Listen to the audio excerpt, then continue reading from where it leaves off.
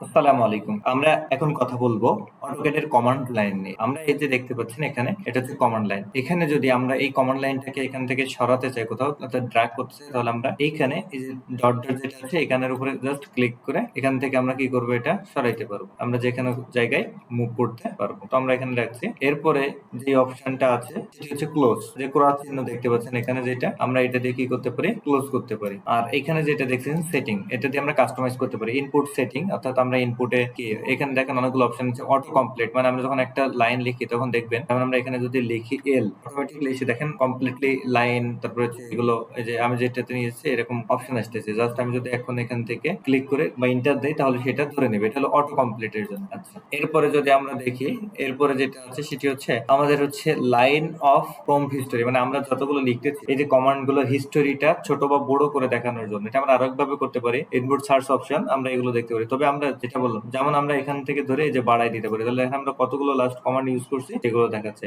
আবার আমরা এটা কমান্ড হিস্ট্রিটাকে ছোট করে দিতে পারি। আচ্ছা, এরপরে যেটা হচ্ছে এখানে ক্লোজ। এখানে এটা যদি কোনো কারণে আমি ক্লিক করি তাহলে এটা কি ক্লোজ হয়ে যাবে। এখন এইটা যে ক্লোজ হয়ে গেল, সাপোজ কোনো কারণে আপনার ক্লোজ হলো, তাহলে এইটাকে আপনি কিভাবে নিয়ে আসবেন? অনেকের এই সমস্যাটা ঘটে থাকে, আমাদের এই কমান্ড লাইনটা ক্লোজ করে ফেলেছি ভুলে। এখন আমরা কিভাবে নিয়ে আসবো? আপনি কিবোর্ড থেকে Ctrl+9 এটা চাপ দিবেন, আবার কমান্ড চলে আসবে কমান্ড লাইনটা। তাহলে আমরা একটা কোনো কমান্ড লাইনকে কিভাবে নিয়ে আসবো, Ctrl+9 দিলে আমাদের কমান্ড লাইনটা চলে আসবে।